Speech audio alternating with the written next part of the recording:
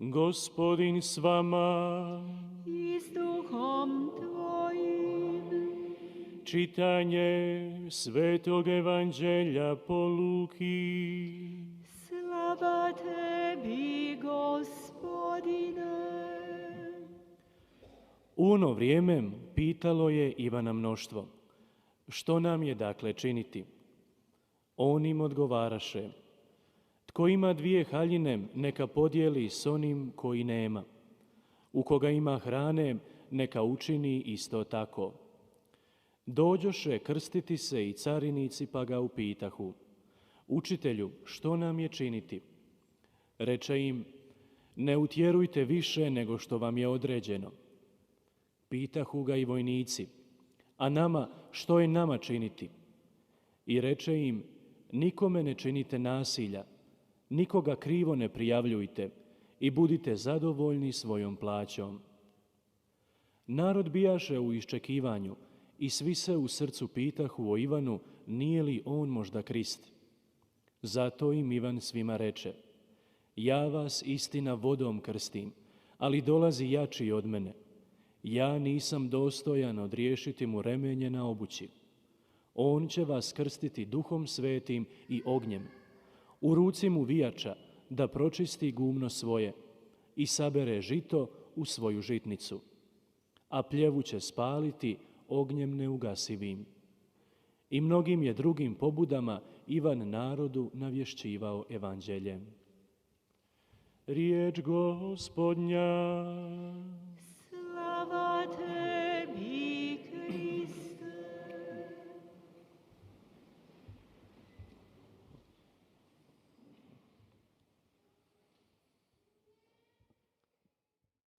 Draga braćo i sestre, 사랑하는 형제자매 여러분, čitanja 3. nedjelje Bošaća 대림 3주 말씀은 o radosti. 기쁨을 언급하고 있습니다. 즐거움을 언급하고 있습니다. Današnje vrijeme sve više nam 불행하게도 우리에게는 이 즐거움과 기쁨이 점차 사라져가고 있습니다. 매 일상의 기쁨이 소진되어 가고 있습니다. 그 자리에 많은 어려움과 중압감과 많은 긴장과 스트레스가 자리하고 있습니다. 우리에게 바로 이러한 즐거움이 부족합니다. 우리는 여러 다양한 걱정에 짓눌려 있습니다. 그래서 자주 A dobro znamo 그 외 다른 것을 보지 못하고 있습니다. 즐거움은 사람들의 얼굴에 드러나지 않습니다. 기쁨은 그저 웃고 끝나는 것이 아닙니다. 이 즐거움과 기쁨은 삶의 한 위치입니다. 삶의 위치로서 iz naše spase. 이런 기쁨과 즐거움은 우리들의 구원으로부터 오는 요소들입니다. 주님께서는 우리들의 죄와 죽음을 이기셨다는 사실을 우리 모두가 잘 알고 있습니다. 그분은 부활하셨습니다. 그렇기 때문에 바로 이러한 이 사실이 우리에게 기쁨이 되어야 합니다. 내가 구원받았다는 기쁨과 즐거움입니다. 그래서 그 어떤 것도, 그 어떤 고통이나 질병이나 배고픔이나 죽음이나 십자가도 염려도 나를 여기서 Na nebesima. 흔들지 못합니다. 나의 본향은 이곳이 아니라 영원한 삶입니다. 하늘이 나를 기다리고 있다는 사실입니다. 내가 있어야 하는 장소, 나의 위치, 그 영원한 삶, 하늘은 바로 이 지상에서 준비하는 것입니다. 그러기 위해서는 이 세상을 살아가면서 하느님의 약속에 충실하고 그분의 계명에 성실한 사람이 되어야 합니다. 우리들 각자는 바로 이렇게 하늘에 준비된 장소를 기다리고 있습니다. 중요한 것은 내가 그것을 취하고 감사하는 것입니다. 이미 우리들이 가진 것에 감사하는 것입니다. 우리가 할 수 있는 유일한 것은 우리가 하느님으로부터, 하느님의 나라로부터 멀어지지 말아야 합니다. 그분께서 준비하신 그것을 놓치지 말아야 합니다. 그러나 이러한 모든 것은 우리들이 잘해서가 아닙니다. 그분께서 무상으로 주시는 것입니다. 이 세상은 하느님의 나라에 비하면 아무것도 아닙니다. 주님께서 이러한 장소를, 위치를 우리들을 위해서 준비해 놓으셨습니다. 단지 우리는 정결한 마음, 성실한 마음으로 주님께서 준비한 것, 우리들에게 주신 그것을 받으러 오는 것입니다. 또한 오늘 복음에서 군중이 세례자 요한을 찾아왔습니다. 세리들이나 군중들이 찾아와서 무엇을 해야 하는지 묻습니다. 그러자 요한은 이렇게 말합니다. 그들 각자에게 자신들의 사회적인 위치나 마음, 그들의 죄의 상태에 따라서 사람들을 먼저 가르칩니다. 그리고 상호 사랑을 가르칩니다. 형제를 가르칩니다. 여기에서 강조하는 것은 어떻게 하면 행복해지는지 가르치고 있습니다. 그래서 배고픈 사람, 옷을 2벌 가진 사람은 못 가진 이에게 나누어 주고 먹을 것을 가진 사람도 그렇게 하라고 합니다. 그래서 가장 작은 것에서부터 구체적인 것에서부터 시작하라 가르칩니다. 즉 우리들의 날마다 일상에서 시작해라 하는 것입니다. 우리들의 삶에는 위대한 사건에서부터 시작하는 것이 아니라 이 위대한 사건들도 아주 자잘한 일상의 사건들로 시작이 됩니다. 예수님께서 또 우리들에게 작은 사람들이 되라고 했습니다. 하지만 우리가 보는 것은 이러한 작은 것들을 우리들은 자주 회피합니다. 우리들의 삶의 일상이나 임무나 기도나 인간관계나 특히 하느님과 사람들 사이에서의 관계 속에서 작은 것들을 보면 우리들은 폐쇄해버립니다. 그리고 어리석은 것이라고 생각하면서 더 큰 것만을 봅니다.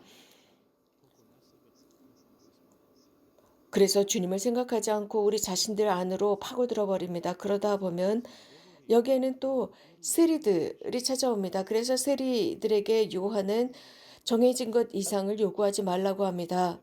세리들은 매우 약삭발랐고 그들은 늘 착취하고 있었기 때문에 세리자 요한은 그들을 꿰뚫어 보고 그들이 무엇을 해야 하는지 분명하게 말하고 있습니다. 그리고 마지막으로 군사들이 요한을 찾아옵니다. 그래서 아무도 강탈하거나 갈취하지 말고 너희 봉급으로 만족하라고 가르칩니다.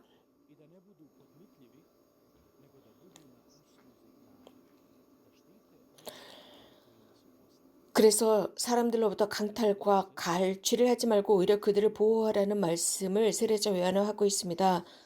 형제자매 여러분, 만약 예수님께서 현대 우리들에게 무엇을 해야 하는지 말씀하셨다면 우리들은 어떻게 행동했을까요? 우리는 주님께 물어야 합니다. 주님, 제가 무엇을 해야 합니까? 라고 청해야 합니다. 그러면 주님은 분명 우리들 각자에게 맞는 말씀을 해주셨을 것입니다. 우리들의 생각과 말과 행동과 우리들의 단점과 우리들의 장점을 알고 계시기 때문입니다. 그래서 우리들의 각자의 마음 상태에 따라 대답을 해주셨을 것입니다. 즉 우리들이 생긴 이 모습 그대로 말씀해 주셨을 것입니다. 우리가 같은 질문을 했겠지만 답은 달랐을 것입니다. 주님께서 우리가 어디에서 넘어지고 어디가 약한지를 알고 계시기 때문이며 우리들의 긴장과 우리들의 모든 것을 속속히 알고 계십니다. 그러나 예수님은 우리들을 단죄하지 않으시고 우리들의 죄를 지었다고 단죄하는 것이 아니라 정화하고 힘을 주어서 다시 한번 기회를 주시고 싶어 하십니다.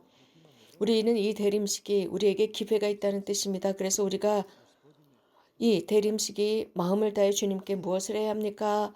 어떻게 해야 합니까? 라고 물어야 합니다. 그리고 나의 가장 약한 부분은 무엇이고 내 인생의 배가 항해하면서 어디에 구멍이 뚫려 물이 들어오는지 물어야 합니다. 그리고 어떤 부분이 성숙해야 하고 무엇을 바꿔야 하는지 그분께 묻고 청하고 답을 들어야 합니다. 물론 우리 자신은 우리들의 결핍이나 우리들 자신을 더 잘할 수도 있습니다. 이런 모습을 보면서 우리는 우리 자신에 대해서 깜짝 놀라고 그것을 피하려고 할 수도 있습니다. 그러나 이것이 해결책이 될 수는 없습니다. 또 우리가 잘 알고 있는 것은 집을 청소했을 때입니다. 집을 청소할 때 물론 그 전에는 굉장히 무질서하고 엉망이지만 이런 집을 보면서 청소해야 된다라는 결심을 하게 되지 않습니까? 그래서 우리들의 삶의 무질서가 무엇인지를 잘 정리하고 청소하기 시작하는 것과 같습니다.